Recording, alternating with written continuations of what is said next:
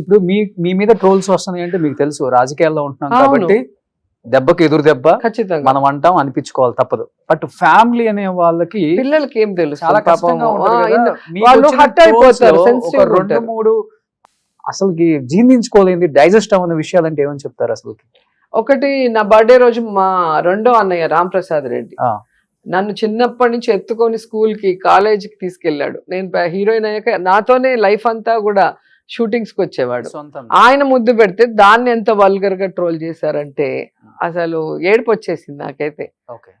అలాగే నా కొడుకు కౌశిక్ ఎప్పుడు కూడా నన్ను వెనక నుంచి ఇలా మమ్మీని పట్టుకొని ఉంటారు. ఏ ఫోటో చూసినా మీరు చూసారు, దాన్ని న్యూడ్ ఫొటోస్ చేసి పెట్టారు.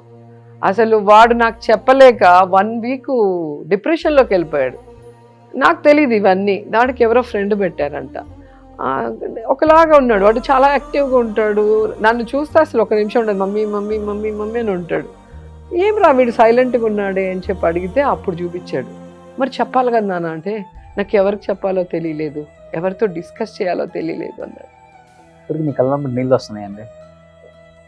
అంటే వాళ్ళ మనసు హట్ అయితే అది లైఫ్ లాంగ్ ఉండిపోతుంది. అంటే ఇప్పుడే కదా వాళ్ళు 18 years. సో ఈ టైంలో కనుక ఒక మగపిల్లలకు negative వస్తే చాలా కష్టం. వాళ్ళ డాడీకి కూడా చెప్పుకోలేకపోయాడు వాడు, ఎవరికి చెప్పాలో తెలియలేదు, ఎలా దాన్ని రియాక్ట్ అవ్వాలో కూడా తెలియలేదు వాడు.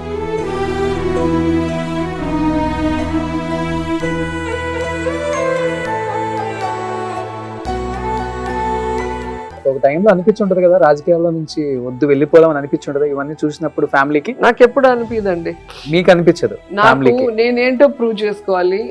నన్ను నా ఫ్యామిలీని హర్ట్ చేసిన వాడు Hmm. పైకి చెప్పకపోయినా మనసులో ఉంటుంది కదా వాడికంటే ఒక మనస్సాక్షి. వాడు చేసిన తప్పుకు వాడు క్షమాపణ కోరుకొని Hmm. ఇలాంటి తప్పు ఇంక జరగకూడదని వాడు అనుకుంటే చాలు.